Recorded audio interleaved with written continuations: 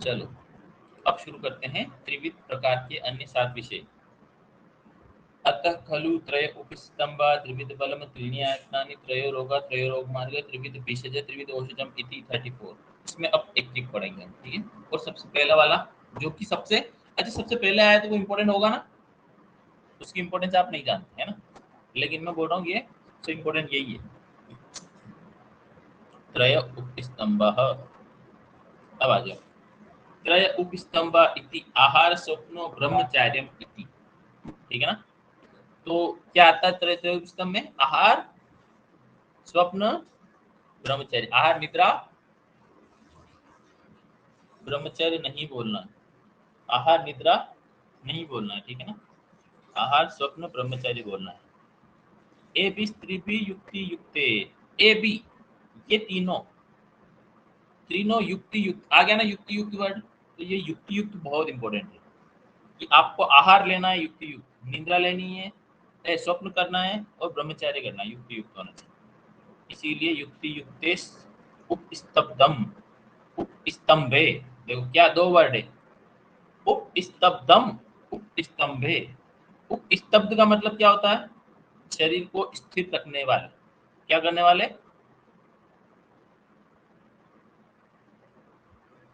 बताओ। उपस्तब्ध मतलब ये तीन उपस्तंभ शरीर को स्थिर रखते हैं, ठीक है ना। अच्छा कोई बताएगा ये उपस्तब्ध किसके वर्ड लिए आता है? और इस चरक संहिता में, चरक संहिता में उपस्तब्ध किसके लिए आता है?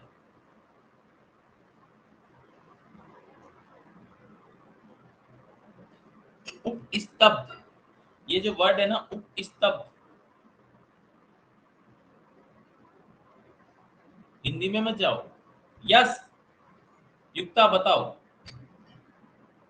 आगे, ग्रहणी में किस जगह आती है लाइन?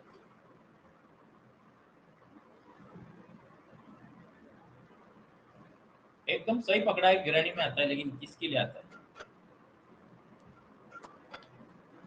परस्पर उपस्तब्धाम धातु स्नेह परंपरा। तो जो धातु और स्नेह की परंपरा है वो शरीर को उपस्तब्ध करती है, शरीर को स्थिर रखती है, मजबूत रखती है। लेकिन वो आई किसके लिए? परस्पर उपस्तब्धाम धातु स्नेह पर, धातु और स्नेह परंपरा से वो परस्पर एक दूसरे को स्थिर रखते हैं। कौन कौन वो?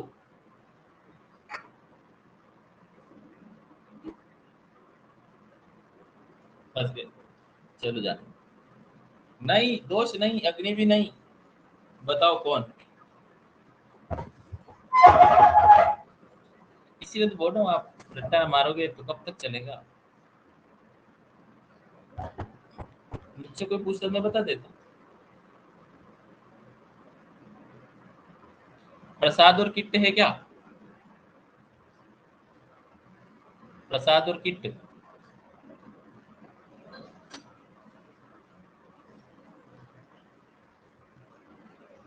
देखना क्या है। प्रसाद और किट्ट के लिए आता है, ग्रहणी के स्टार्टिंग में आता है। चलो अब आ जाओ, शरीर बल वर्ण उपचय उपचितम अनुवर्तते, और वो शरीर के बल और वर्ण का, इसलिए ग्रहणी में क्या आएगा? बल वर्ण। ग्रहणी में पूरा यही चलता है। तो शरीर का बल वर्ण का उपचय करेगा और अनुवर्तन करेगा यावत आयु, और आयु का क्या करेगा? अनुवर्तन, मतलब आयु क्या रहेगी? दीर्घायु रहेगी। इसीलिए तो अब आया संस्कारात, मतलब संस्कार से, संस्कारम अहितम अनुसेवनम। संस्कार किसको बोला है? कि आप हित कर छोड़ अहित कर को त्याग कर दो। क्या कर दो? अहित कर का त्याग। और अहित कर का त्याग बताओ, अहित कर का त्याग क्या है? अहित कर का त्याग करना ही क्या है? निदान परिवर्जन है। क्या है? निदान परिवर्तन। देखो इसीलिए तो बोल रहा है ये कि आप संस्कार को ये मत समझोगे आपने कोई चीज फ्राई करके खा ली, रोस्ट करके खा ली, पका के खा ली, या कुछ करके खा लिया, ऐसा नहीं होता है, ठीक है। कुछ चीज का सेवन नहीं करना, कुछ चीज को छोड़ देना, मतलब वो हेतु का त्याग कर देना, हेतु का त्याग कर देना भी एक तरह का संस्कार है, समझ गए है ना।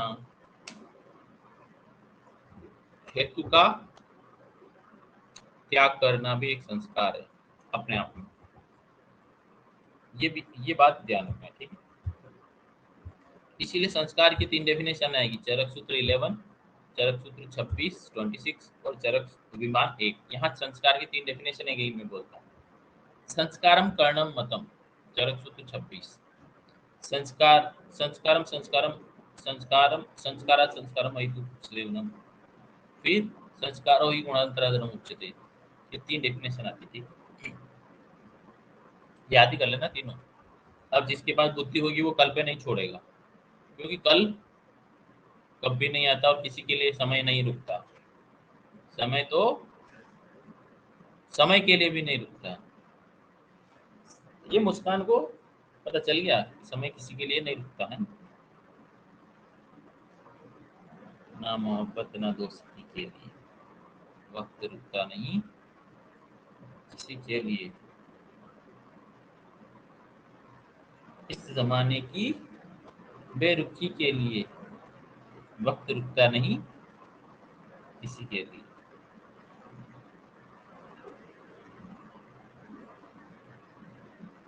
दिल को अपने सजा न दे यूं ही इस जमाने की बेरुखी के लिए। चलो आ जाओ, तो अगला है 36। 36 क्या है? त्रिदम बलम। बल बल कितने प्रकार का है? 3 प्रकार का है। देखो यहाँ पर बल बोला शरीर का बल, कौन सा बल? शरीर का बल।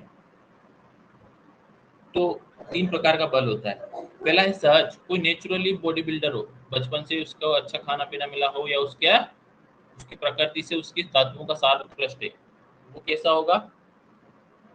सहज बल। जैसे सहजम यति यत शरीर सत्वयो प्राकृतम, शरीर और सत्व मतलब शरीर और मन के अकॉर्डिंग वो पहले स्ट्रॉन्ग है बचपन से ही, उसको किसी जिम व्यायाम की जरूरत नहीं, खाना खाता है नॉर्मली दोनों टाइम और खूब सारा बल है उसमें। वो हो गया सहज का मतलब समझ गए क्या? जन्म से, ठीक है ना, बल प्राप्ति शरीर और मन का। फिर देखो वय के अकॉर्डिंग बल, जैसे कि बाल्यावस्था में, फिर वृद्धावस्था में, युवावस्था में, तीनों जगह बल अलग अलग होता है ना, तो उससे क्या बोलते हैं? काल, कि भाई अलग अलग काल और ऋतु के अनुसार बल बताया था ना मैंने, मध्यम मध्य बले तू श्रेष्ठम तू अंते। आया था श्लोक, बताओ, आया था ना?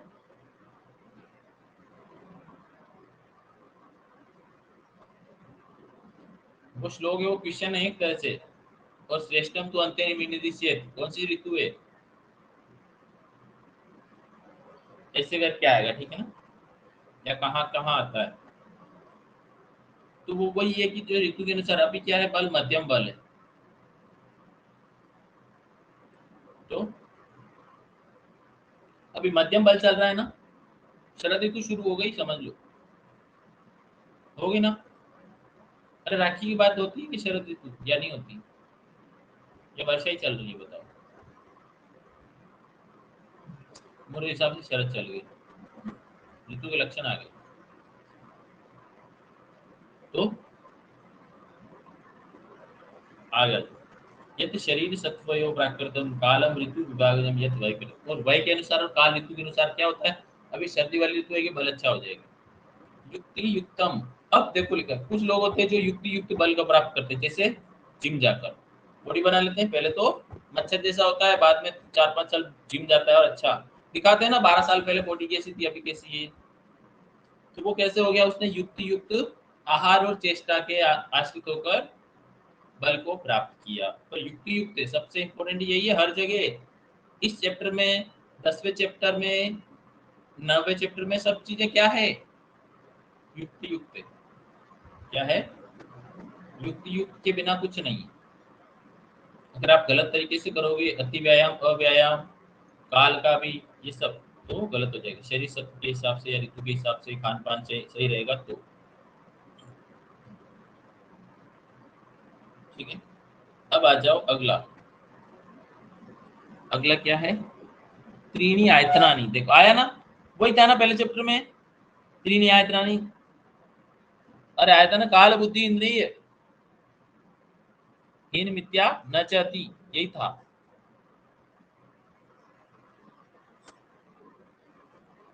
मिथ्या था कि अयोग था? तो अर्थानाम, अर्थ का मतलब क्या? इंद्रियार्थ।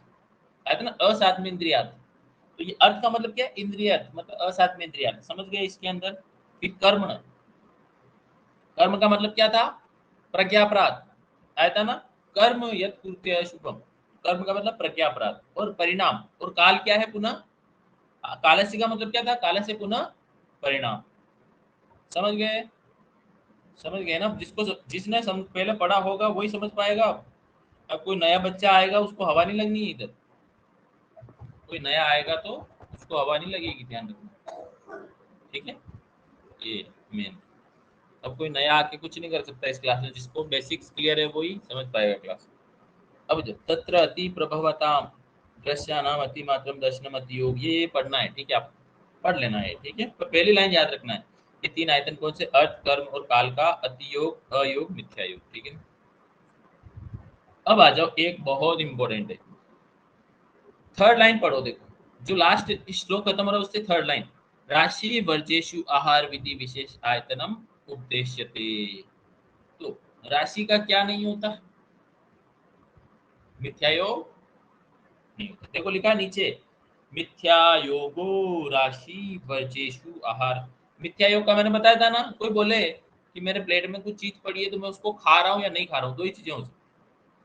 मिथ्या योग मतलब वो यूं करके कर रहा है लेकिन मुंह चला रहा है लेकिन वो खा नहीं रहा है, तो वो क्या हो गया? मिथ्या योग नहीं है, वो अयोगी है। समझ गए? या तो कोई खाएगा, कम खाएगा, या फिर बहुत ज्यादा खाएगा, या फिर सम्यक प्रमाण में खाएगा, समयोग। सम योग होगा, अयोग होगा, अति योग होगा, मिथ्या योग नहीं होगा। समझ गए? इसलिए राशि को क्या बोलेगा? या तो अप्रमाण में है, या अति प्रमाण में है, या सम प्रमाण में है। मिथ्या प्रमाण में राशि हो ही नहीं सकती। हो सकती है क्या? जैसे मैं, चलो जाने दो,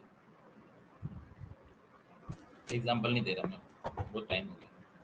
अब आ जाओ स्पर्शनेंद्रिय का व्यापक। स्पर्शनेंद्रिय का व्यापक, जैसे मोक्ष ने मुझे पूछा रास्ते में, वो 100 रुपये हो तो दे दो, तो मेरे पास थे ही नहीं, मेरे पास पैसे ही नहीं थे, तो मैंने क्या किया, जेब में से निकाला, काउंट करके मोक्ष के हाथ में ऐसे धर दिया, मोक्ष चला गया। वो कौन सा योग हुआ? अयोगी हुआ ना। समझ गए ना? राशि, राशि, वो भी राशि है, केवल खाने की राशि नहीं है वो। समझ गए? समझ जाओ यार, या तो दूंगा या नहीं दूंगा, दो चीजें है ना। अब आ जाओ, तत्र एक स्पर्शनेन्द्रिय इंद्रियाणाम इंद्रिय व्यापकम। तो व्यापक इंद्रिय कौन सी है? क्वेश्चन आता है, कौन सी इंद्रिय व्यापक इंद्रिय है? स्पर्शनेन्द्रिय। जबकि प्रधान इंद्रिय कौन सी थी?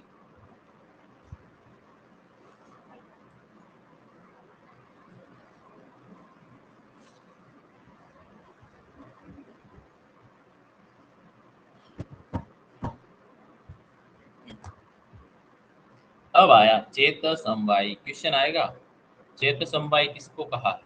पहला ऑप्शन आएगा मन, वायु, बुद्धि, क्या आएगा? आत्मा।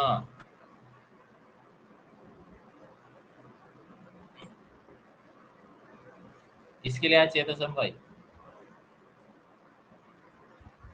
स्पर्शनेन्द्रिय।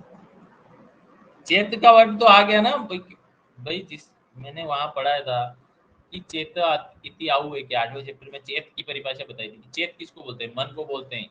उसी को सत्व भी बोला है। तो सत्व, मन, चेत तीनों एक दूसरे के पर्याय है। तो जब जो चेत के साथ संवाई, वो मन कैसे हो सकता है? मन तो खुद आ गया इस लाइन में। मन तो इस लाइन में आ गया ना। मैंने बोला चेत संवाई मतलब मन के साथ संवाई कौन रहता है? तो आप मन ही आंसर दे रहे हो। एक सेकंड लगता है गलत करने में, कोई बात नहीं, जाने। तो चेत संवाई कौन है? स्पर्शनेंद्रिय, ठीक है ना? ना ऑप्शन में त्वचा भी हो तो मत लगाना, त्वचा भी होगा, है ना? ऐसे होगा, देखो क्वेश्चन ऐसे बनेगा आपके लिए। अच्छा, चरक के अनुसार चेतन समवाय किसको कहा है? पहला ऑप्शन आएगा त्वचा, दूसरा आएगा मन, तीसरा आएगा वायु, तो चौथा आएगा कोई नहीं। ऐसे आएगा क्वेश्चन। बुद्धि वाला आदमी त्वचा लगा देगा, और जिसको पता होगा कि स्पर्श इंद्रिय न की त्वचा है, तो वो कोई नहीं लगाएगा। आएगा ऐसे ही स्पर्श। अरे आपको गलत करवाना है, मैंने उद्देश्य बना रखा है इस साल कि आपसे गलतियां करवानी है बस। आप कितने क्वेश्चन गलत कर सकते हो? आप ए लॉट ऑफ मिस्टेक, बहुत सारी गलतियां करवानी है आपको भर भर के, है ना, थोक में। देखो तो सही। अब देखो लिखा है, नीचे पढ़ते हैं हम, नीचे लास्ट लाइन, पंचविध त्रिविध विकल्पो भवतीय सात्वेन्द्रियार्थ संयोग। सात में आर्दो ही उपशार्थम, और सात में क्या है?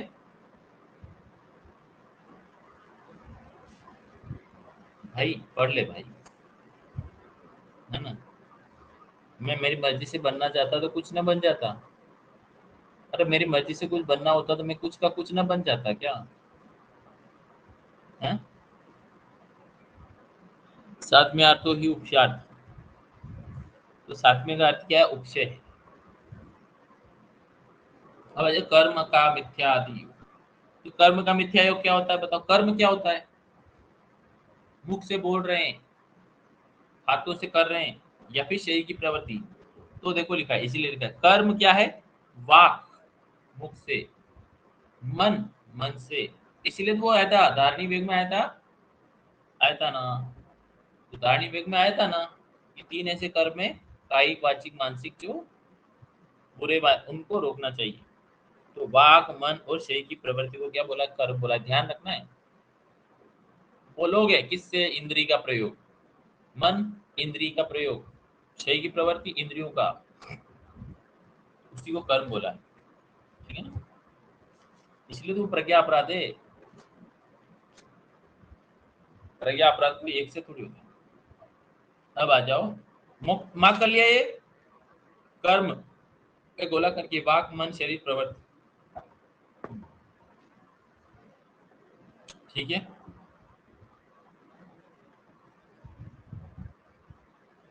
अरे ऐसा आएगा कि वो आत्मा कर्म नहीं करती है, ऐसा बोला है आगे। आत्मा ऑप्शन में आएगा, क्वेश्चन आएगा तो, कि कर्म किसको कहते हैं। आत्मा भी ऑप्शन में आएगा। क्यों? स्क्रीन क्यों?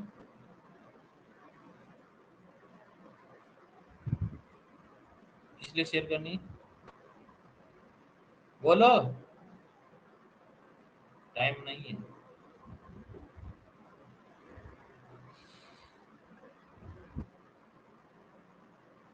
बुक कैसे दिखेगा भाई? बुक यहाँ पड़ी है जरा, कोई तो है जो सबके पास है। ऐसा नहीं है कि मैंने कुछ अलग लिखा हुआ है यार, मैं बोल रहा हूँ वो कर लो ना। क्या रोड पे बैठा है?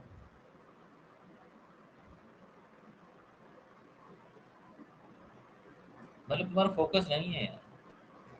मैंने बोला था अटेंशन इज वेल्थ, अटेंशन नहीं है तो कुछ नहीं है। प्रत्यक्ष कैसे हो? इति त्रिविध। अब देखो लिखा, और कर्म का मिथ्या योग संक्षेप में अतियोग और रोहित को छोड़कर मन वचन शरीर से किया जाने वाला कोई भी अहित का कर्म जो यहाँ नहीं किया गया, मिथ्या योग कहलाता है। अब अच्छा 41, ये मार्क करना है पूरा। इति त्रिविध विकल्पम त्रिविधम एव कर्म प्रज्ञा अपराध। मैंने बोला था ना प्रज्ञा अपराध क्या है। अरे मैंने वहां बोला था ना, देखो इस लाइन में क्या आया था। त्रिनी आयतनानी में देखो वापिस, अर्थानाम। मैंने बोला था असाथ में इंद्रियार्थ संयोग, अर्थ का मतलब क्या है?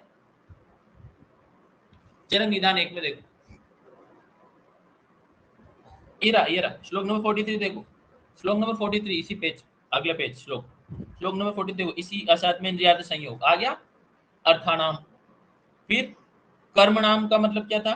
प्रज्ञा अपराध। और काल का मतलब क्या था? परिणाम। सब आ गया। तो ये तीनों ही चीजें तो है, वो तीन विकल्प है उसके। आ जाओ, इति त्रिविध विकल्पम त्रिविधम एव कर्म प्रज्ञा अपराध इति व्यवस्थित है। और इसीलिए देखो इस प्रकार त्रिविध विकल्प, अयोग अतियोग मिथ्या योग को त्रिविध कर्म वाक मन और शरीर, तीन विकल्प तीन कर्म, उसको प्रज्ञा अपराध समझना चाहिए। और जो कि मैं पहले बोल चुका, ये चीज समझनी बहुत जरूरी है आपको, क्योंकि हम प्रज्ञा अपराध को नहीं समझ पाते हैं। अरे शुरू में तो आपको समझ भी नहीं आता प्रज्ञा अपराध होता क्या है।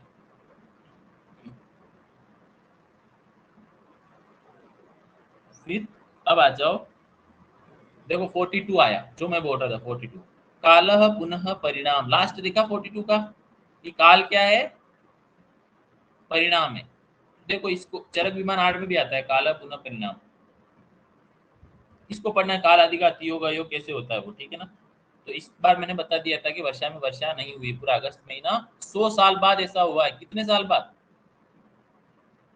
कितने साल बाद, 100 साल बाद कि अगस्त में बारिश नहीं हुई।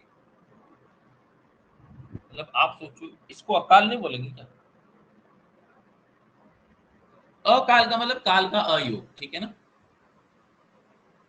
वर्षा में वर्षा ना होना, अभी सर्दियों में सर्दी ना पड़े तो पसीने आने लग जाएंगे, फिर गर्मी नहीं झेली जाएगी। मैं तो निकल लूंगा फिर उधर, है ना, हिमालय की तरफ चले जाएंगे। और क्या करना है ऐसे जिंदगी में।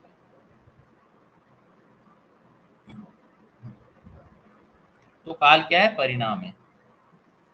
अब आ जाओ 43, जो मैं पढ़ रहा था, वापस आपको वापस पढ़ा रहा हूँ, जो बोल चुका हूँ। असाध में इंद्रियार्थ संयोग ये कहाँ कहाँ आएगी ये लाइन, ये लाइन पूरी चरक सहितम 5-6 जगह आती है। असाथ में इंद्रियार्थ संयोग प्रज्ञा अपराध परिणाम चेति त्रयस त्रिविध विकल्प हेतु विकारणाम, आ गया ना। हेतु बोला, चरक सूत्र एक में आया था,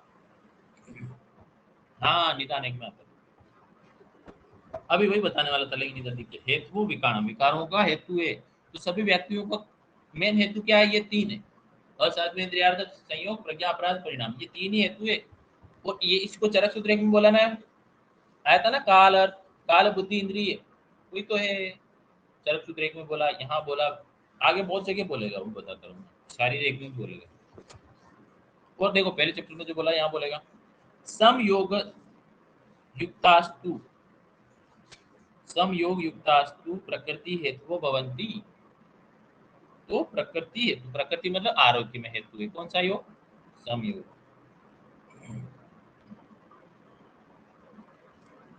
तो ये श्लोक भी याद करना है, ठीक है। वैसे योग याद करने की क्या जरूरत है, मैंने देखो आपको सबसे पहले ये श्लोक पढ़ाया था ना, त्रीणि आयतनानि अर्थानाम कर्म कालस्य अतियोग, तो मैंने सब बता दिया था, एक इसी में बता दिया, असाथ में इंद्रियार्थ संयोग प्रज्ञा अपराध सब एक बार में बोल दिया 1 मिनट में। तो मैं ये पूरे 3 पेज स्किप कर सकता था, कर देता ना। मैं एक एक लाइन में मैंने सब कुछ बता दिया, तो वो इसी के साथ चल रहा है। अब आ जाऊं, क्या था, युक्ति। देखो 44 देखो युक्ति, 44 की हिंदी देखो, युक्ति सर्वृत्त, सभी भावात्मक पदार्थों का होना न होना बिना संयोग अयोग अतियोग मिथ्यायोग के नहीं दिखाई देता है, क्योंकि सभी भावात्मक और अभावात्मक पदार्थ अपनी अपनी युक्तियों की अपेक्षा करते हैं। लास्ट में देखो 44 में, सर्वेषां ये भावानां भावा भावो न अंतरेण योगा योग अयोग अतियोग मिथ्या योगान समुपलभ्यते, यथा सुयुक्ति अपेक्षिनो ही भावा भावे, भाव और अभाव कौन अपेक्षित है, भाव भाव में कौन अपेक्षित है, युक्ति अपेक्षित है। इसलिए युक्ति क्या है, सर्वोपरि है। आया था ना, युक्ति सर्वोपरि है, कहाँ आया था, युक्ति की श्रेष्ठता कहाँ आई, चरक सूत्र एक में क्या है, मात्रा कालाश्रय, मात्रा कालाश्रय युक्ति सिद्धि युक्ति प्रतिष्ठिता तिष्ठति उपरि युक्ति क्यों द्रव्य ज्ञान होता सदा। अब आ जाओ अगला, त्रिविध रोग 4 नंबर, ठीक है। 3 प्रकार के रोग है, देखो रोग, रोग मतलब यहाँ पर ऐसे नहीं बोला है कि रोगों का नाम, ठीक है ना, यहाँ पर बोल रहा है निज। तो त्रयो रोगा इति निज आगंतुक मानस, तो निज का मतलब क्या होता है बताओ, आगे आएगा। निज की डेफिनेशन क्या है, निज किसको बोला है, निज मतलब लिखो स्व धातु वेशम में लिखा, निज का मतलब स्व धातु वेशम में आगे आएगा, देखो मैं दिखाता हूँ, दिखाऊं, दिखा दे, निज रोग में कारण,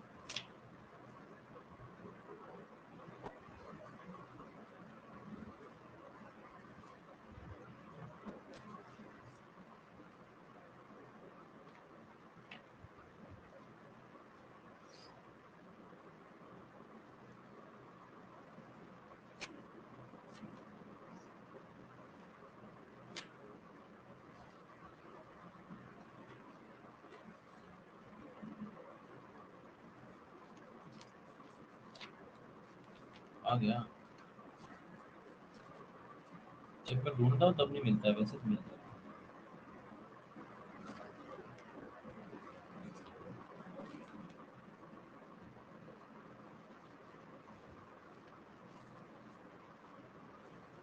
ये रहा श्लोक number 6, chapter number 19, chapter number 19 का श्लोक नंबर 6।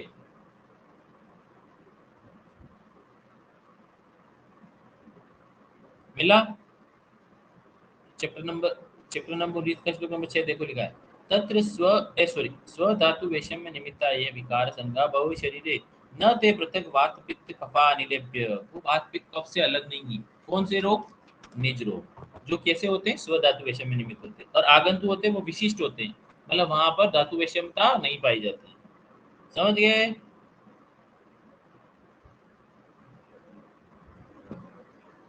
अरे समझ जाएंगे, पीछे वाला चैप्टर कौन खुलवाता है, इसीलिए आया ये। देख अब बोले शारीरिक दोष क्या है, ये उसी को वापस बोल रहा है जो 18 चैप्टर में बताई। देखो तत्र नीच शरीर दोष समुदाय, आ गया ना कि वो बात पित्त कब से अलग नहीं, मतलब शरीर के दोष से। कौन से दोष? याद रखना, कौन से दोष? केवल शारीरिक दोष। तो शारीरिक दोष से समुद्र होते। और आगंतुर भूतम, आगंतुर मतलब बाहर से कोई भी एक्सटर्नल फैक्टर हो सकता है, बारिश, वर्षा, बिजली, आग, पानी, चोट, सब। तो विष पहला क्या आया? आगंतुर भूत, भूत मतलब वायरस, बैक्टीरिया, इन्फेक्शन, ठीक है। विष, विष कैसा हो सकता है? कैसा भी हो सकता है। वायु, लू लग गई, या फिर तेज हवा लग गई, शीतलहर लग गई। अग्नि, आग से जल गया। संप्रहार, किसी का प्रहार, किसी भी टाइप का प्रहार हो सकता है। संप्रहार का मतलब कोई भी प्रहार, तीर का, बंदूक का, तलवार का, भाले का, कैसा भी प्रहार, ठीक है ना। अभिघात। आदि समुद्र, आदि से उत्पन्न होने वाला कौन सा है? आगंतुष। और मानस है, देखो मानस बहुत इंपॉर्टेंट, इतनी प्यारी लाइन लिखी है ना, ये जो बहुत सबके लिए। कि मानस पुनर्, पुनः रिष्ट लाभ, क्या है? रिष्ट लाभ अलाभाच। रिष्ट का मतलब क्या होता है? हमारे मन के अनुकूल कोई चीज मिल रही है। जैसे मन के अनुकूल बहुत सारी चीजें हो सकती है। जैसे हमारा क्लास में मॉक्स होता है ना ऐसा, कि भाई तुषार किसी खास से बात कर रहा है, ठीक है ना। तो, तो फिर अगर उस खास ने बात करना बंद कर दी, पहले तो क्या था? उसके मन के अनुकूल लाभ था ना, कि भाई अच्छा लग रहा था, कोई आपको निकनेम देके या बड़े प्यार से कुछ पुकार रहा था, भले उसका फायदा हो, तब तक ठीक लग रहा था, भले अपन उसका काम भी करते अच्छा लग रहा था। और अचानक उसने बात करने बंद कर दी, तो फिर मन में क्या आ जाएगा? भूचाल आ जाएगा। तो वही है। तो अरिष्ट लाभ, रिष्ट लाभ और अलाभ दोनों उसके साथ चलते हैं। किसके साथ? मन के साथ। फिर वहां पर अति प्रवृत्ति होती है। दिमाग लगाएगा यार, मैं से हाँ हेलो।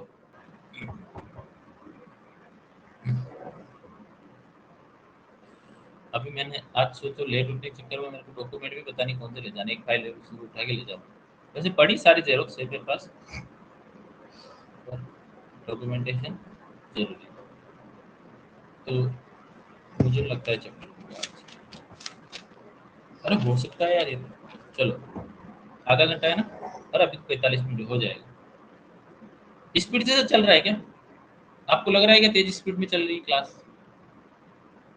बोलो। नहीं चल रही। तो ये था मानस पुनरिष्ट लाभ अलाभाच अनिष्ट योग, अनिष्ट से उपजाए, अनिष्ट हो रहा है भाई, अप्रिय वस्तुओं को प्राप्त हो रहा है। और जब अप्रिय वस्तु मिलेगी आपको, प्रिय चला गया, अप्रिय आ गया, तो क्या होगा? क्या होगा? मातम, है ना। आजकल मातम अलग अलग तरह की होती है।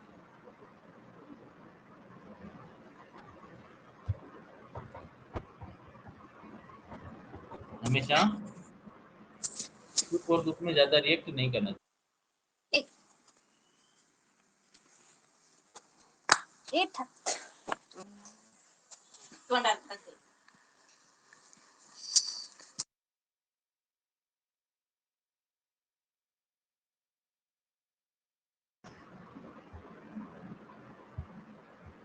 किसने अनम्यूट किया अपने आप? चलो आ जाओ। तो ये हो गया। अब अगला आ जाओ, देखो 46 मानस रोगों की चिकित्सा, ये पढ़ेंगे। 46 नहीं 47 पढ़ेंगे, 46 तो पढ़ लेना आप। ये देखो लिखा है तस्माद अनुष्ठे विदस विद्यानाम च उपसेवने प्रयतित्वम तव्यम आत्मदेश देश कुल काल बल शक्ति ज्ञान यथावच्चैति। तो ये बोल रहा है देखो, धर्म अर्थ काम के बिना कुछ नहीं है ना? धर्म अर्थ काम के बिना कुछ नहीं है इस दुनिया में, वह चाहे सुख हो या दुख हो। अरे बहुत, मैं इसको पढ़ रहा हूँ क्योंकि ये बहुत शानदार लाइन है। मानस रोग से पीड़ित होने पर बुद्धिमान मनुष्य के लिए ये उचित है कि वह अपनी बुद्धि से हित और रहित को अच्छे प्रकार से विचार कर ले। भाई कोई अपने से बात कर रहा है, नहीं कर रहा है, स्वार्थ से कर रहा था, जाने दो, उसका स्वार्थ सिद्ध हो गया, गया। मैंने बोला था ना, जो अपना है वो चल जाता। तो फिर क्या बोल रहा है? हित और रहित का अच्छे प्रकार विचार हित कर धर्म अर्थ काम का सेवन करे। किस किस का? धर्म अर्थ काम, यही पुरुषार्थ चतुष्टय। तो और हित कर धर्म अर्थ काम का सेवन में यत्न करें। फिर क्योंकि संसार में इन तीनों धर्म अर्थ काम के बिना कुछ नहीं है। धर्म के बिना पैसा नहीं है, काम नहीं है, कुछ नहीं। वह चाहे सुख हो या दुख हो, बोला ना, कि सुख हो या दुख हो, लिखा है ऊपर, किंचित निष्पद्यते सुखम वा दुखम वा। इसलिए उसका अनुष्ठान करना चाहिए। अनुष्ठान मतलब उस पर तत्पर रहना। इसके अतिरिक्त आयुर्वेद बहुत इंपॉर्टेंट है, व्याकरण, योग आदि में जिस विद्या का उपासक हो, आप किसमें भी किसी भी विद्या को मानने वाले हो, इसलिए चरक ने किसी का विरोध नहीं किया। देखो चरक ने, यही तो चरक की महानता है कि उसने आयुर्वेद को भी फेवर किया। तो उसने बोला कि आपके लिए ऑप्शनल है आयुर्वेद। उसने बोला कि आप व्याकरण का भी, अगर आप व्याकरण शास्त्र को पढ़ने वाले तो उधर भी जाओ, आप योग शास्त्र को पढ़ने वाले तो उधर भी जाओ, यदि आप किसी और शास्त्र के हो तो उधर भी जाओ, कोई दिक्कत नहीं है मुझे। आप मेरे यहाँ आ सकते, मैं भी वैसे ही कर रहा हूँ। आप में से कोई आना चाहता है, जाना चाहता है, सब फ्री है यहाँ, ऐसा है। तो जिस विद्या का उपासक हो उस विद्या को जानने वाले श्रेष्ठ मनुष्यों की सेवा करने में प्रयत्न रहना चाहिए। इसी को बोला था ना आप्त सेवा। अभी आएगा तदविद सेवा। क्या आएगा इसके लिए? आप्त वचन की, आप्त पुरुषों की सेवा या तदविद सेवा। उनकी सेवा करने से क्या होगा? मानसिक रोगों से छुटकारा मिल जाएगा। ये उसकी चिकित्सा सिद्धांत। फिर आत्मज्ञान, देश ज्ञान, कुल ज्ञान। आत्मा का ज्ञान मतलब खुद का, ड्यूटी क्या है, कर्तव्य क्या है। देश का ज्ञान, अपने देश का ज्ञान क्या है, देश का नहीं। कुल का ज्ञान, आपके कुल की मर्यादा क्या है, कुल कैसा है। काल का ज्ञान, काल कैसा चल रहा है। भाई समय खराब चल रहा है, चुपचाप बैठ जाओ। काल का ज्ञान मतलब यही होता है ना।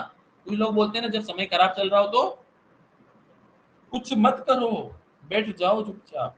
क्योंकि जो कर्म करोगे वो कर्म हमेशा कैसा होगा? विकृत कर्म होगा। बल ज्ञान, बल का ज्ञान, अपना बल, अपनी ताकत को पहचानो। अब आपका स्ट्रेंथ क्या है, आपकी स्ट्रेंथ के अकॉर्डिंग काम करो और अपनी शक्ति के ज्ञान में अधिक प्रयत्नशील होना चाहिए। अब आ जाओ 47, मानसम प्रति भेषजम। मानस रोग की चिकित्सा क्या है? मानसम प्रति भेषजम त्रिवर्गस्य अनवेक्षणम। तो मानस की, मानसिक रोगों की चिकित्सा क्या है? त्रिवर्ग। त्रिवर्ग क्या था, ऊपर आया था ना, इसीलिए ऊपर आया कि तीन वर्ग का अन्वेषण करना, कि वो तीन वर्ग उनकी मैं प्राप्ति कर रहा हूँ, नहीं कर रहा हूँ, मेरे लिए हितकर है नहीं है, क्योंकि उनके बिना ही सब कुछ खत्म। ठीक है ना? तो त्रिवर्ग से अन्वेक्षण, तद सेवा आया था ना, आप तो प्राप्त उपदेश की सेवा, उसी को कंक्लूड किया इसको। फिर विज्ञान, मैंने बोला था ना विज्ञान वर्ड आया, कल भी बोला था, आज भी बोल रहा हूँ। विज्ञान आत्मादि नाम, विज्ञान मोहम अविज्ञान है। और वो मोह किसके आश्रित है? इस मन के साथ। तो मोहम आया ना, कि आया था ना मानसो, आया था, देखो लिखा पुनर्रिष्ट लाभात अलाभात। वो रिष्ट लाभ और अलाभ किसके साथ चलता है? उस मोह के साथ चलता है, कि मैं मोह में पड़ा हूँ, मुझे वो मिला था लेकिन नहीं मिल रहा है, या मुझे क्यों नहीं मिल रहा है, सिर्फ मुझे ही क्यों नहीं मिल रहा है, ये होता है। ये वो में बहुत कुछ आ जाता है। कोई इंसान नहीं, कोई मेल फीमेल नहीं, कोई भी वस्तु, कोई भी चीज इस दुनिया की, आप वो में क्या है कि वही समझ लेते हो, है ना? इसलिए तो तद्विद सेवा विज्ञान आत्मादि नाम से सर्वस्व।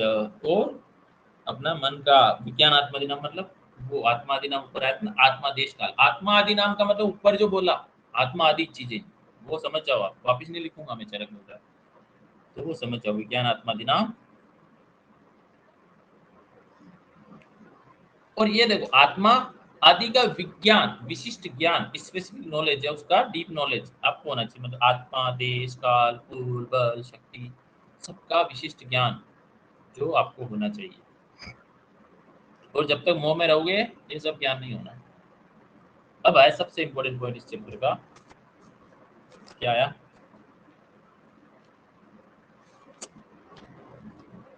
देखो अब मेरी बात सुनना, अब देखो मैं बोलूंगा वैसे याद हो जाएगा,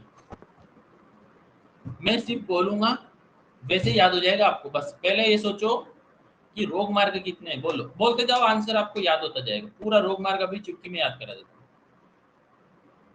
3 रोग मार्ग, मोक्ष को याद है, प्रीति को याद है, तुषार को याद है पूरा। तुषार गया, कहाँ गया तुषार? हाँ?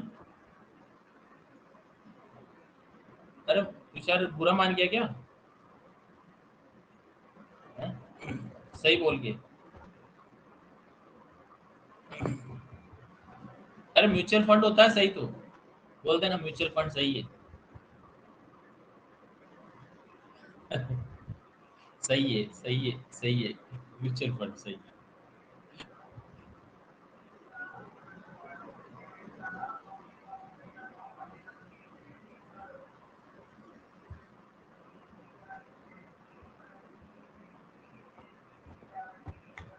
चलो आ जाओ।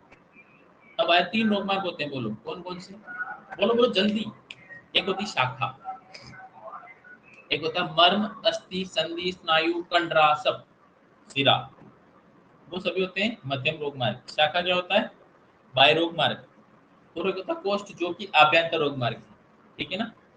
तो शाखा मतलब क्या है? आयुर्वेद में हाथ पैर नहीं है। शाखा की बात आएगी केवल सुश्रुत संहिता की शारीरिक स्थान की बात आएगी। तो शाखा क्या है? रक्त आदि धात्वस त्वचा, बोलो। शाखा रक्त आदि धात्वस त्वचा। फिर मर्मास्थि संधि, वो है मध्यम रोग मार्ग। मर्म, अस्थि, संधि, उस संधि से जुड़े हुए सभी चीजें, स्नायु, कंडरा, ठीक है ना? स्नायु, कंडरा आदि भी आएंगे, ठीक है ना?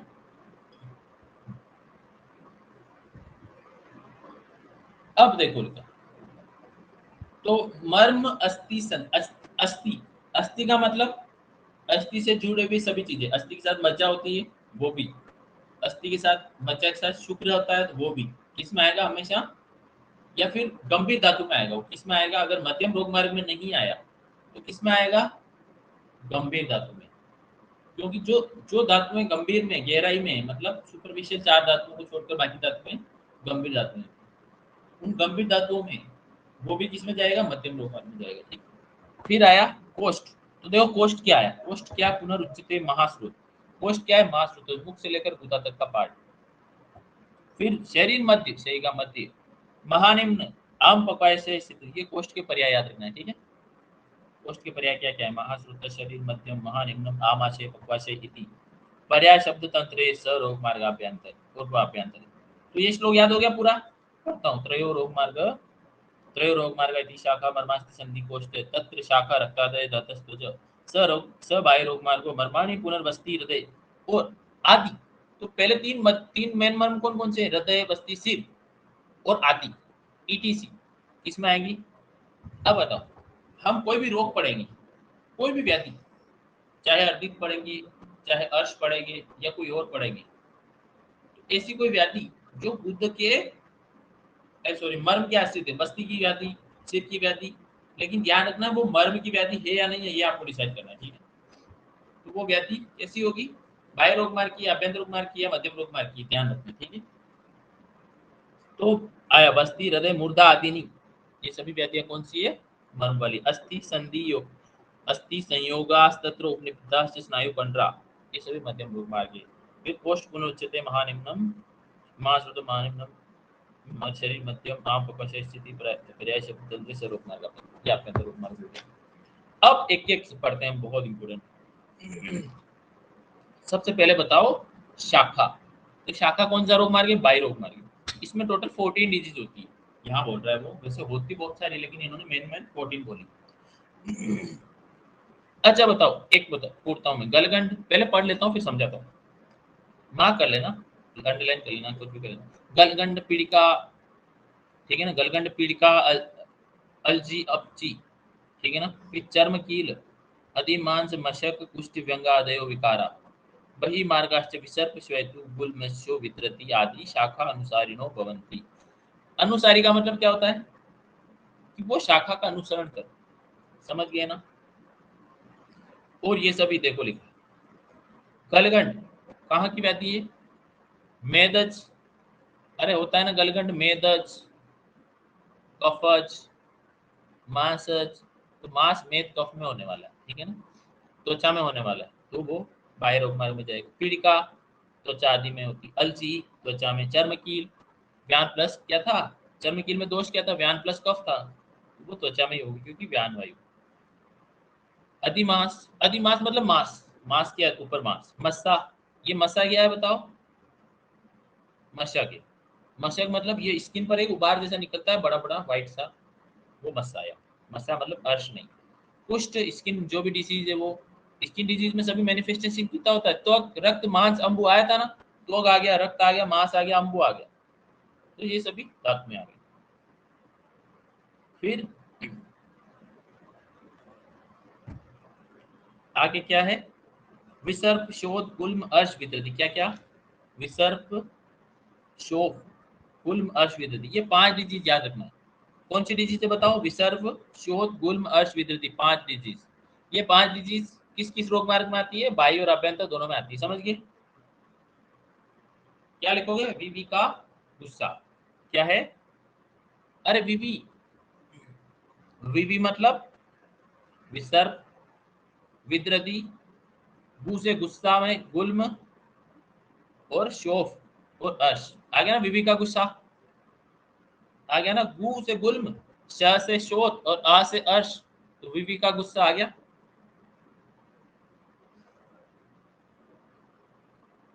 हाँ, वीवी का गुस्सा याद रखना, ठीक है। उसके बाद आगे आ जाओ, मर्मस्थि संधि में होने वाले। अब बताओ, आपके सामने कोई डिजीज आई, आप क्या सोचोगे, वो मर्म में हो रही है या वो मर्म से रिलेटेड है, क्या सोचना है आपको, अरे यही है आंसर, और कुछ इसमें कुछ है ही नहीं, मैं क्या पढ़ाऊँ। मैंने आपको एक चीज बता दी बस, कि आपको मर्मास्थि संधि वाली आ जाए तो आपको क्या सोचना है, वो मध्यम रोग मार्ग की क्वेश्चन आया। और इसमें आपको 2 ही याद रखनी है, ठीक है। इस पूरी 11 डिजीज में कितनी डिजीज के नाम याद रखने हैं बताओ, 2, कितने,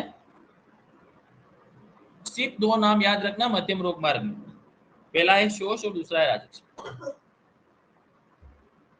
कौन सा है, शोष और राजक्ष।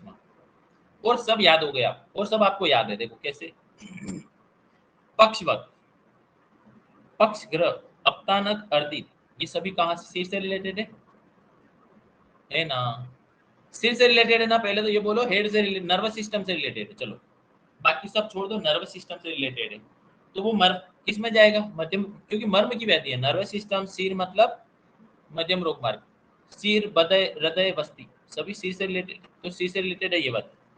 उसके बाद देखो, अस्थि संधियों में शूल आ गया, मर्मास्थि संधि, तो पहली वाली लाइन थी पक्ष, पक्षवत, इसमें लकवा, पक्षाघात, जकड़ाहट, अपतानक, अर्दित, सब सिर की है, इसलिए मर्म की है, सिरो मर्म की है, इसलिए मध्यम रोग मर्म में चली गई। फिर अस्थि संधि अपने आप ही चली गई, वो उसमें आ रहा था।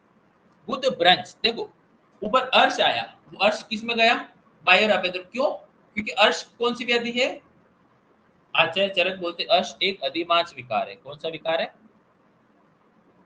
अर्श एक अधिमांस विकार है, इसलिए वो मर्म की व्याधि नहीं है, वो किसकी व्याधि है, शाखा की, और वो कोष्ठ का लास्ट हिस्सा है, इसलिए वो कोष्ठ में भी चला जाता है, क्योंकि बाह्य अर्श किस में चला जाएगा, शाखा में चला जाएगा, आभ्यंतर अर्श किस में चला जाएगा, कोष्ठ में चला जाएगा, समझ गए। किसी को टाइम नहीं है इतना समझाने का, चलो आ जाओ। बुध ब्रंच, इसीलिए बुध ब्रंच, बुध एक मर्म है, वो मर्म ही बाहर आ गया, बुध, बुध एक मर्म है, तो बुध ब्रंच आ गया, वो एक याद रखना, बुध ब्रंच क्या है, कौन से रोग मार्ग की व्याधि है, मध्यम, जबकि अर्श कैसी है, बाह्य और आभ्यंतर। सिर के रोग आ गया ना, सिर के सभी रोग कौन सी है, मर्म वाले, मध्यम रोग मार्ग, हृदय के रोग मध्यम रोग मार्ग, और बस्ती के रोग याद हो गए ना सारे, पहला याद हो गया, दूसरा याद हो गया, अरे डिफरेंशिएट करना आ गया ना, कुछ भी नहीं है, इसको रटना नहीं है, मैं तो कभी नहीं पढ़ता इसको, मैं कभी नहीं पढ़ के जाता। अब आ जाओ, त्रिविध वैद्य विषक छद्म चरा संति संति एके सिद्ध साधिता सति गुणे वेद्य गुणे युक्त त्रिविधा विष्णु, तीन प्रकार के वेद्य इस संसार में, ठीक है ना? कौन कौन सा? छद्मचर, इसी का क्या नाम है? छद्मचर का प्रतिरूपक धर्माणम और रोगाभिसार, इन तीनों को बोलते हैं। सिद्ध साधित और वेद्य गुण, इसमें सबसे श्रेष्ठ कौन सा है? केवल एक ही है, कौन सा? जिसमें वेद्य के गुण युक्त गुण होंगे, वो बाकी सब नकली है। कौन? याद रखना है, कौन सा श्रेष्ठ है या इनमें सबसे अच्छा कौन है? वेद्य के गुण युक्त गुण। सिद्ध साधित का मतलब क्या है? सिद्ध साधित का मतलब है डोंगी, जिसने झूठ मूठ की सिद्धि ले ली, समझ गए? और छद्मचर, छद्मचर का मतलब जिसने अपने पूरे क्लिनिक में पोस्टर लगा दिए, दवाइयां रख दी, सारे इक्विपमेंट रख दिए, सारा सामान रख दिया टेबल पे, लिटमेंस का स्टेट रखा है उसके, बढ़िया बीपी इंस्ट्रूमेंट रखा, सब कुछ रखा है, किताबें भी लाके जमा दी उसने, लेकिन उसको नॉलेज बिल्कुल नहीं। ऐसे होते हैं ना, अरे हाथी के दांत दिखाने के कुछ और, खाने के कुछ और। तो ये झोला छाप होता है ना, बंगाली, बंगाली डॉक्टर ज्यादा चलते हैं आजकल इधर उधर, पूरे इंडिया में फैले पड़े, उनको झोला छाप बोलते हैं।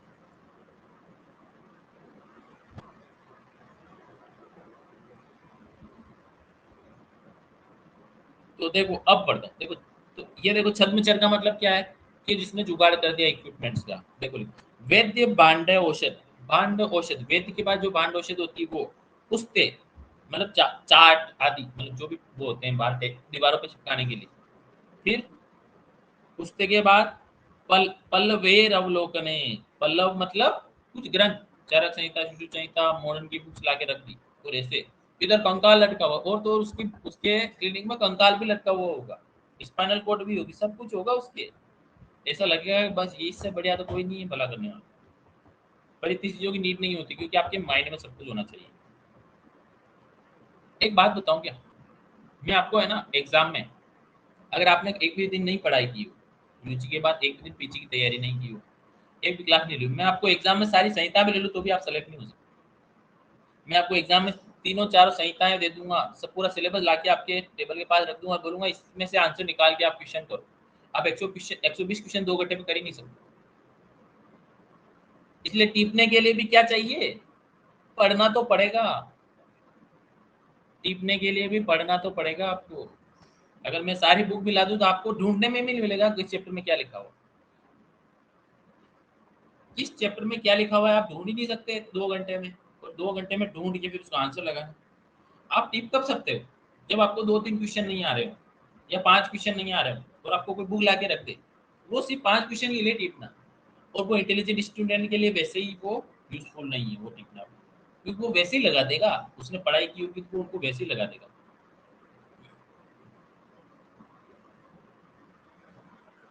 इसलिए समझो कि कोई आपको बुक ला के भी दे देना तो भी आप सेलेक्ट नहीं हो सकते। ये बड़ी खतरनाक कहानी है। इसलिए बोल रहा हूँ कि सक्सेस का कोई अल्टरनेटिव नहीं है, सक्सेस का एक ही अल्टरनेटिव, मेहनत, स्मार्ट वर्क, ठीक है ना? तो मैं आपको बुक भी लाके दूं ना, चरक संहिता, शिशु संहिता,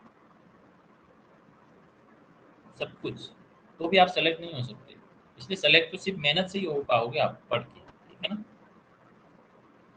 इसीलिए बोल रहा हूँ, ये क्या बोल रहा है, कुछ ग्रंथों का विषयों का अवलोकन कर लिया उसने तो उसको कुछ नहीं आएगा। उसने एक दो पढ़ लिया, चरक संहिता के चैप्टर का नाम याद है, एक दो श्लोक कुछ लोगों को याद होता है, सम दोष समाग्नि से समझा तुम्हारे, ऐसे बोलते हैं ना वो स्टेज पे कि बस लोग तालियां बजाते हैं। मैंने इसे देखे एक बार क्या हुआ, मेरे मेरे सर के साथ में कहाँ गया था, ये एमवे वाले कंपनी थी ना पहले, ये एमवे कंपनी, एमवे कंपनी चलती थी पहले, उसका सेमिनार था। उस सेमिनार में चला गया तो एक कोई चंडीगढ़ से कोई आया था, बीएमएस व्यक्ति था वो, हम एनआईएस थे, और वो बीएमएस कर रहा था, उसका बहुत बड़ा क्लिनिक चलता था चंडीगढ़ में। उसका एक स्पीच था, भाई को उसने क्या स्पीच, मतलब स्पीच तो हमारे लिए तो वो नॉर्मल ही थी, हमारे लिए तो हम वो जो भी बोल रहे थे हमको समझ में आ रहा था, लेकिन वो लोग जो आम आदमी जो आयुर्वेद को नहीं जानते, वो उसने 4-5 लोग बोल दिए धनाधन धनाधन, तो जब हमने उससे बात करी, उसकी औकात पता चल गई। भाई हमने बात करी ना उससे कि भाई वो बाहर निकला चाय चाय के लिए, स्नैक्स के लिए, तो हमने उससे बात की। मैंने कहा सर आप कैसे प्रैक्टिस करते हो, कितने पेशेंट होते हैं, क्या करते हो, ये करते हो, वो करते हो। हमने तो खोल डाला उसको, पूरा धागे खोल दिए सारे। तो पता चल गया। वो आगे आएगा, चरक सूत्र 30 में एक लाइन आएगी, बबरू गुड़ आएगा। क्या आएगा? बबरू गुड़। मतलब एक जो होता है ना नेवला, नेवला नेवला होता है, वो भेड़ की खाल ओढ़ लेता है। तो वो जब तक नहीं बोलता है, वो जब तक मुंह से आवाज नहीं निकालता, तब तक उसको समझते हैं भेड़ की, भेड़ है ये। लेकिन जब वो बोल देता है तो उसकी पोल खुल जाती है कि वो कौन है, वो नेवला है, भेड़ नहीं। तो वही वाली बात है कि मूर्ख जब तक शांत रहे, चुप रहे, तब तक उसकी मूर्खता का पता नहीं चलता। लेकिन वो अगर बोल दिया तो उसकी मूर्खता का पता चल जाता। इसीलिए हमेशा कम बोलना ज्यादा हितकर होता है ना। या आप बोलते हो ना कि सुनने वाला ज्यादा आगे निकल जाता है, ज्यादा बोलने वाला। बोलना वहां चाहिए जहां पर आपके सामने सिचुएशन हो, आपको नीड हो, वरना नहीं बोलना चाहिए। चुप रह लो, इग्नोर करो बस। अब आ जाओ। तो कुछ ग्रंथों या विषयों का अवलोकन से जो वेद्य शब्द को प्राप्त होता है, वो वेद्य नहीं है, वो उसका शब्द हो गया वेद्य। वो जन्मचर वेद्य कहलाता है। समझ गए? तो समझ गए, ऐसी लाइन आ गई। देखो जिसमें डबल मात्रा आ रही, सब में डबल मात्रा आ रही। वैद्य दो मात्रा, पांडोषिते डबल मात्रा, पुस्ते डबल मात्रा, पल्लवे अवलोकन नहीं आ गया ना। अरे सब दो मात्रा वाले हैं। वो कौन है? छद्मचर्य कौन है? अरे अब देखो लिखा सिद्ध साधित। तो जिसमें क्या आएगा? जिसमें सिद्ध वर्ड आएगा। क्या आएगा? सिद्ध साधित कौन है? सोच लेना, आपको ऐसे ही याद हो जाएगा। जिसमें केवल सिद्ध सिद्ध वर्ड आएगा। देखो लिखा है श्री यशो ज्ञान सिद्धा नाम। आपको लगेगा यार ये तो बहुत विद्वान व्यक्ति, श्री यशो ज्ञान विद्या नाम सिद्धा नाम व्यपदेशात तद विदा। तो ऐसे बोला वेद्य शब्दम लबंते यो के आस्ते सिद्ध साधित। देखो लिखा है सिद्ध साधित में वर्ड क्या आएगा? एक बार सिद्ध आएगा। लेकिन जो वेद्य गुण युक्त है उसमें दो बार सिद्ध आएगा। समझ गए? ये याद होने का तरीका है, आप गलत नहीं करोगे फिर। ठीक है, देखो लिखा है अब इसको समझ, अगर आपको ये श्लोक याद हो गया तो फिर कोई दिक्कत ही नहीं। पर मैं बता रहा हूँ आपको हिंट मिल जाएगा एग्जाम में। ठीक है ना, कि जो मनुष्य किसी श्रीमान यशस्वी ज्ञानी सिद्ध पुरुष के बहाने से स्वयं को श्रीमान, अरे बोलते हैं ना कि मैं उसके अंडर 6 महीने एक साथ सीख के आया हूँ, मैंने उनकी सेवा की है। अरे बोलते हैं ना कुछ पंडित, है ना। तो वैसे, तो जो मनुष्य किसी श्रीमान, किसी गुरु के अंडर सीख के आ गया, या यशस्वी या किसी ज्ञानी सिद्ध पुरुष के बहाने से, उसके बहाने से कि मैं उसका राइट हैंड हूँ या मैं उसका लेफ्ट हैंड हूँ। मतलब लेफ्ट हैंड किसी काम नहीं आता एक काम के अलावा, है ना। लेफ्ट हैंड कोई काम का नहीं। अब आ जाओ। तो सिद्ध पुरुषों के बहाने से स्वयं श्रीमान यशस्वी ज्ञानी सिद्ध न होते हुए अपने अपने आप को वो बोल देता है मैं बहुत बड़ा वेद हूँ। अरे होते हैं ना फोटो, ऐसे फोटो लिखते हो फ्रेम में, अग्निकर्म करते हुए, जलों का लगाते हुए, ये करते हुए, और सब जगह डालते हैं, सबको दिखाते हैं, ये दिखाया देखो, हमने ये देखो अग्निकर्म किया, इतने पेशेंट को ठीक किया हमने। फोटो में दिखाएंगे, उनके पास और कोई एविडेंस नहीं है, फोटो है बस। फोटो में खड़े रह गए धक्का मुक्की में, वो वाला मंत्री जी के साथ बिताए हुए पल। होता है ना कुछ लोग धक्का मुक्की में नेत्रा मंत्रियों के साथ वीआईपी के साथ फोटो खिंचवा लेते हैं, बोलते हैं कि मंत्री जी के साथ बिताए हुए कुछ क्षण, पता नहीं कैसे बिताए। चलो आ जाओ। तो ये हो गया। अब आ जाओ वेद गुण युक्त वेद्य।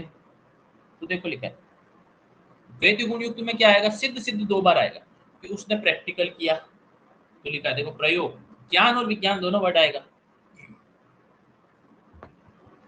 ज्ञान विज्ञान, सिद्धि सिद्धा, सुख प्रदा, सिद्धि सिद्धा सुख प्रदा। ठीक है, तो ये सिद्धि सिद्धा दो बार आएगा। सुख प्रदा मतलब आरोग्य को देने वाला, जीविता रस्ते। और यही कौन है? वेद गुण युक्त। तो ये क्वेश्चन आया, वेद गुण युक्त वेद्य या जीविताभिसार, अगर ऐसे भी बोल सकता है वो कि प्रयोग ज्ञान विज्ञान सिद्धि सिद्धा सुप्रदा किस वेद्य का लक्षण है। पहला ऑप्शन आएगा वेद्य गुण युक्त वेद्य, दूसरा आएगा जीविताभिसार, तीसरा आएगा सिद्ध साधित, और चौथा आएगा दोनों, ए और बी दोनों। भाई फंस जाएगा ना, जीविताभिसार भी है, दोनों है, ठीक है ना, उसी को जीविताभिसार कहते हैं। सूर वेद्यत्वम देश अवस्थितम, ठीक है ना। अब आए त्रिविध औषध, बहुत ही कुछ नहीं है, 3 प्रकार की औषधि होती है। त्रिविधम औषधम इति, पहली क्या है जो चरक सूत्र 1 में आई थी, बताओ। देव व्यपाश्रय युक्ति व्यपाश्रय किसकी चिकित्सा थी, शारीरिक रोग की, मानसिक रोग की, या दोनों की। चरक सूत्र 1 नहीं पढ़ा ढंग से, दोनों की कैसे। मुस्कान, अरे मरमन पीट इसको, मार मुक्का इसको, एक रूम पे ही है ना, दोनों एक ही रूम पे।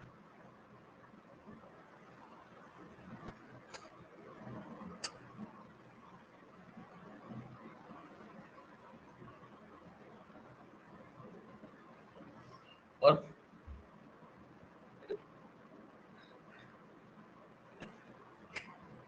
क्या बोलूं यार,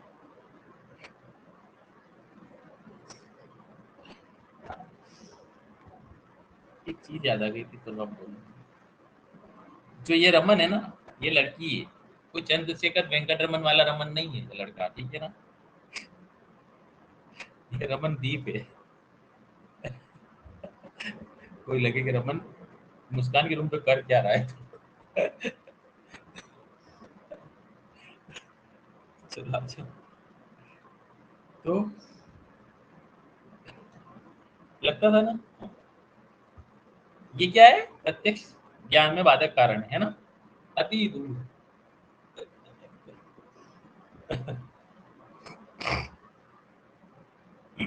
अरे मैंने बताया हुआ था इसलिए प्रीति। चलो, तो देव उपाश्रय युक्ति उपाश्रय इसकी चिकित्सा है शारीरिक रोग, और सत्वावजय मानसिक रोग। इसलिए देखो, अब देखो देव उपाश्रय में क्या क्या आता है। तो ये रमन चंद्रशेखर वेंकट रमन वाला रमन ही है, ठीक है, पर ये स्त्रीलिंग है। चलो देव उपाश्रय, मंत्र औषध मणि मंगल्य बलि उपहार होम नियम प्रायश्चित, प्रायश्चित आया ना, चिकित्सा का पर्याय था ना प्रायश्चित, वही भेषज नामानी था। तो प्रायश्चित चिकित्सा का पर्याय था, भेषज नामानी था इधर आगे। फिर उपवास आ गया, उपवास क्या है, चिकित्सा है, भेषज है, केवल उपवास करो। फिर स्वस्ति या प्राणी प्राणिपाद गमनादि भी, ठीक है ना। तो ये, तो यहाँ उपवास आया, व्रत आया, ठीक है ना, उपवास व्रत आदि आया, ठीक है। अब आ जाओ, क्या ये क्या है, देव उपाश्रय। अब आ जाओ युक्ति उपाश्रय। युक्ति मतलब पूरा पूरी चरक संहिता में क्या है, औषधि को कैसे प्रयोग करना है वो। तो युक्ति किसकी, आहार औषधि की योजना। क्योंकि मैंने बोला था द्रव्य का प्रयोग 2 प्रकार से होता है, आया था ना। युक्ति के लिए क्या आया था, द्रव्य ज्ञान बताम सता आया था, युक्ति क्यों द्रव्य ज्ञान बताम सता। तो वो द्रव्य का ज्ञान रखने वाला व्यक्ति, उससे श्रेष्ठ युक्ति का व्यक्ति, क्योंकि वो थोड़ा बहुत भी कर लेगा। तो वो द्रव्य क्या है, आहार द्रव्य या औषध द्रव्य, वो दोनों का प्रयोग युक्ति पूर्वक जानता है, वही श्रेष्ठ है। तो इसलिए लिखा युक्ति व्यपाश्रयम पुनर्आहार औषध द्रव्याणाम योजना। युक्तिस्तु योजना या तो युंजिते आया था ना, चरक सूत्र 26 में आएगा। क्योंकि युक्ति तो योजना या तो युंजिते, वहां पर क्या है, पराधिक गुण, चिकित्सा सिद्धि के उपाय। तो ये समझो कि ये युक्ति प्रमाण भी है, तो चिकित्सा सिद्धि का उपाय भी है, दोनों काम करेगा ये, ठीक है। तो युक्ति उपाश्रय पुनर्आहार औषध द्रव्याणाम योजना सत्वावजय, तो सत्व को ठीक करना, मन को, मन कहीं लगा हुआ है, तुषार आ गया, मन लगा के सत्वावजय। पुनर्अहितेभ्यो, अहित अर्थ मतलब मन के विपरीत प्रतिकूल अर्थों को छोड़ देना, और मन का निग्रह करना। क्या करना, मन का निग्रह। और मन का निग्रह कौन करता है,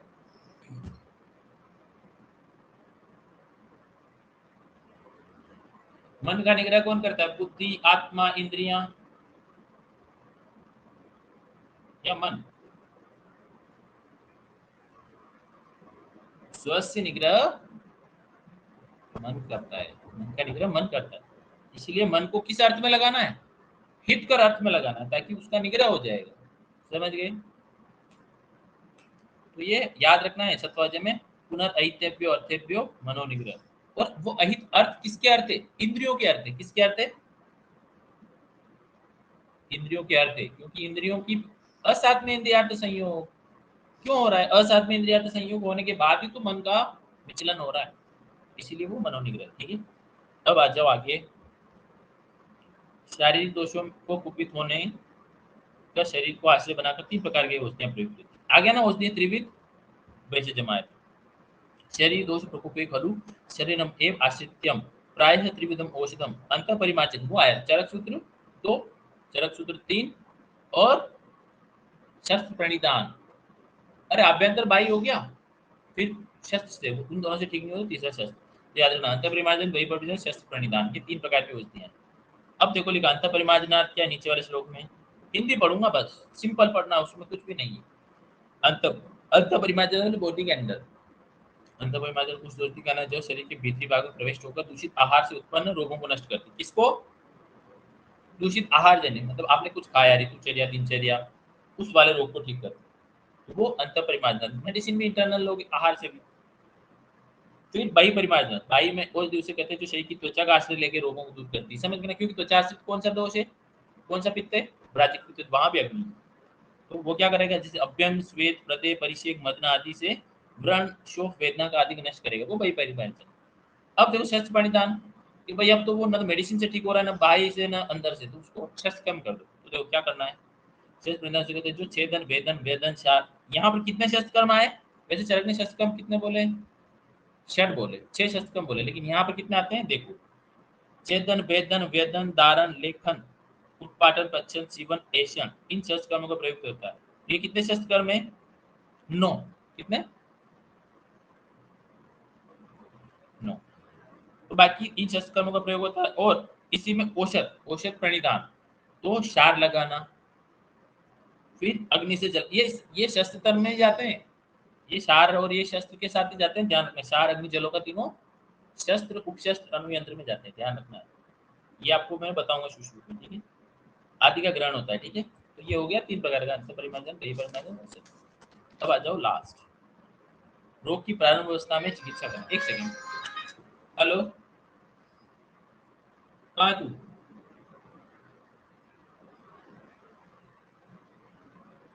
चलिए मैं नहीं आता, मैं नहीं आता, मैं नहीं, मैं अपना गाड़ी पे, ठीक है? गाड़ी पे रुकता रुकता आ रहा हूँ बाइक पे।